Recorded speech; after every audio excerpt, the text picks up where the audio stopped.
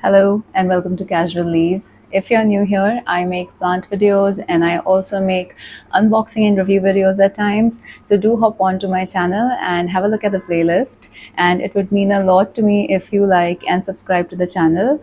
And if you're returning here again, you're welcome again. Thank you so much for joining me one more time. And I hope everyone enjoys this video.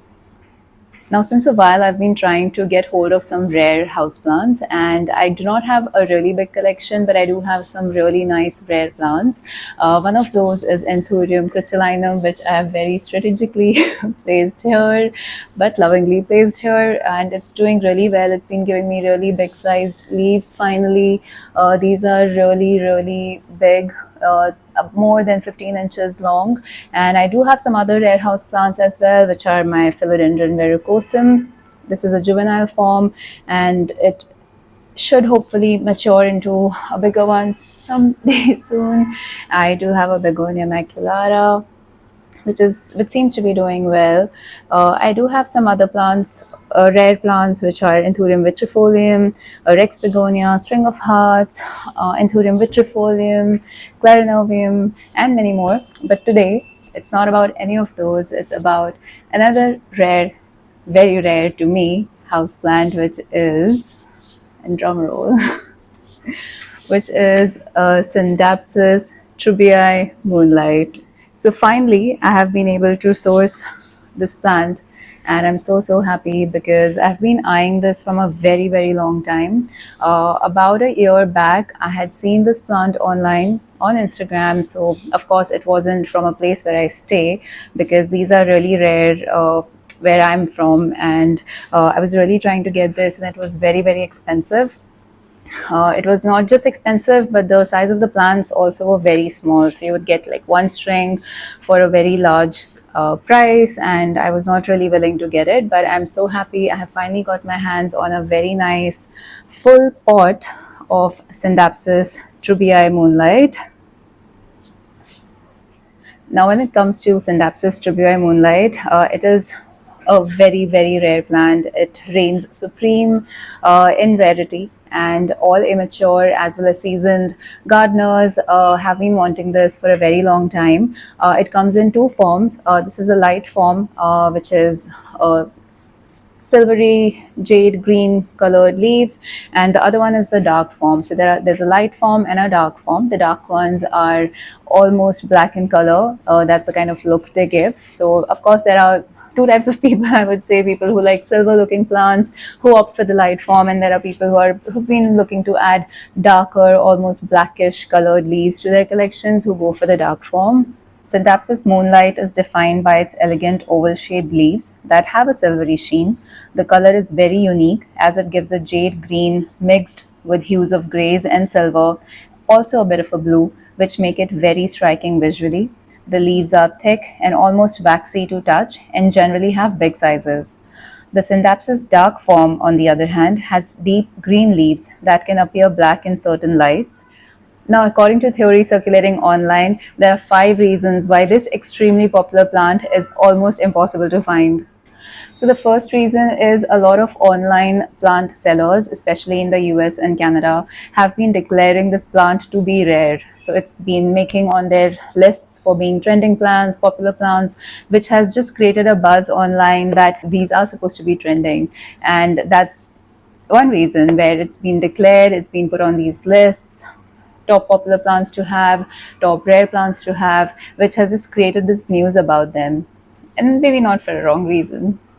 Second reason is that when it came to supermarkets and plant stores online and offline across the globe, it was very expensive. It was priced very high for a very small size of a pot. So that's the other reason why it started becoming more and more rare, because people really could not afford it.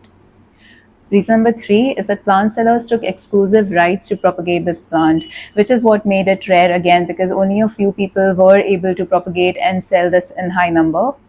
Reason number 4, it's the unique foliage of the plant, the leathery oval shape of the leaves with bluish green shades and glittery silvery variegation.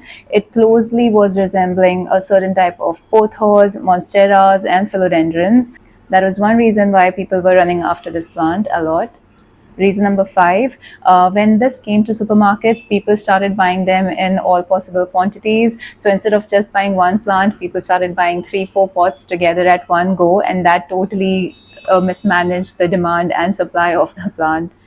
So basically, when the plants came out, they got sold out very fast. There was a time people were even paying finding fees for this plant. They would actually pay people to stand in lines and buy the plant, or actually buy it on their behalf and then courier it to different places. Now, I do want to talk a bit about the plant origins and its classification. Scindapsus treubii are native to rainforests of Southeast Asia. They are often found in tropical jungles, trailing along the floor or climbing up trees with their aerial roots. As a houseplant, they thrive when given a structure, bamboo stick, a pole, a trellis, to climb, though this isn't a steadfast requirement for the plant. Scindapsus treubii are a part of the Araceae family. Their subfamily is Monstrodiae, and their genus is Scindapsus. Now, talking about myself, I am myself a beginner when it comes to rare plants, but I have tried to put together a care guide for this plant on how we can care for Scindapsus Treubii Moonlight, what kind of maintenance is required, what kind of lighting and watering is required, and I would like to just take you through that very quickly. The light requirements for this plant and optimal growth of this plant are that it needs indirect, bright sunlight, which means that it needs filtered light. So for example, I'm sitting right next to the window, and the kind of light which is falling on this plant right now is just about perfect, though it will do really well if I was to keep it right there at the back on that shelf. It would still survive, but I would personally want it to get at least this amount of light for it to thrive and have new growth. Temperature and humidity. So because this plant is a tropical plant, it can actually do well in sort of warm environments also, which is 55 degrees Fahrenheit. It likes moist areas, so humidity is always welcomed, but not too much, because it still behaves like a pothos in that sense.